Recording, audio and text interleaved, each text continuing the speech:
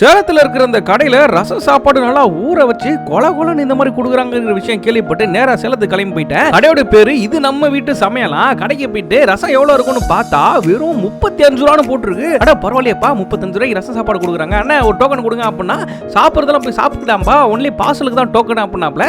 சரின்னு சொல்லிட்டு உள்ள போயிட்டாக்கா எனக்கு ஒரு ரச சாதம் நிறைய வச்சு கொடுங்கன்னு ஆர்டர் கொடுத்தாச்சு. ஒரு பிளேட்டை எடுத்து அவங்க அந்த ரசத்துல ஊற வச்சிருந்த அந்த சோத்தை எடுத்து அந்த தட்டுல கொட்டுறாங்க பாருங்க. நல்லா ரசத்துல ஊறி போன அந்த ரைஸை பாக்குறதுக்கே அவ்வளோ டெம்ப்டிங்கா இருக்கு. தொட்டுக்கிறதுக்கு அப்பளம் கொடுப்பாங்க போல. 3 வச்சாங்க. அக்கா 3லாம் பார்த்தா அது இன்னொரு 3 வச்சு கொடுங்க அப்படின்னா, இரிப்பா தம்பி அப்பளம் வச்சுட்டேன், நெக்ஸ்ட் கார சட்னி கொஞ்சம் வச்சு தரேன் அப்படின்னாங்க. கார சட்னியா காம்பினேஷன் டிஃபரெண்டா இருக்கு அப்படின்னா சாப்பிட்டு வரப்ப நல்லா இருக்குன்னு கொடுத்தாங்க.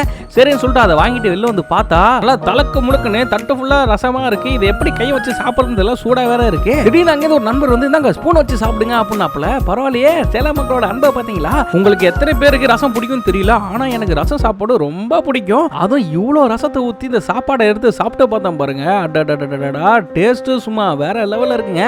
அக்கா சொன்ன மாதிரியே கூட கொடுத்துருந்த அந்த கார சட்னி நல்லா இருக்கு. அவங்க கொடுத்த அந்த அப்பளமும் ரசத்துக்கு பர்ஃபெக்ட். அந்த ரசத்துலேருந்து புளிஞ்சி சூப் எடுக்கலாம் போல. அவ்வளோ ரசம் இருந்துச்சு தட்டுல. 35 ரூபாய்க்கு சரியான ரச சாப்பாடு செம ஒர்த்து. நம்ம தொட்டுக்கைக்கு வேணா இந்த மாதிரி எக்ஸ்ட்ரா முறுக்கு வாங்கிக்கலாம் போல. ஒரு முறுக்கு 5 ரூபா தான். ரசத்துக்கும் முறுக்குக்கும் அவ்வளோ பிரமாதமா இருந்துச்சுங்க. நான் நார்மலாவே வீட்டில் ரச சாப்பாட்டில் நிறைய ரசத்தை ஊற்றி நல்லா பேசஞ்சு கொல கொலன்னு சாப்பிடுவேன். இது வீட்டில் சாப்பிட்ற மாதிரி இருந்துச்சா சரியான கட்டு கட்டியாச்சு. இந்த மாதிரி சீப் அண்ட் பெஸ்டான கடைலாம் உங்க ஊர்லயும் இருக்கா அப்படிங்கறத கமெண்ட்ஸ்ல சொல்லுங்க.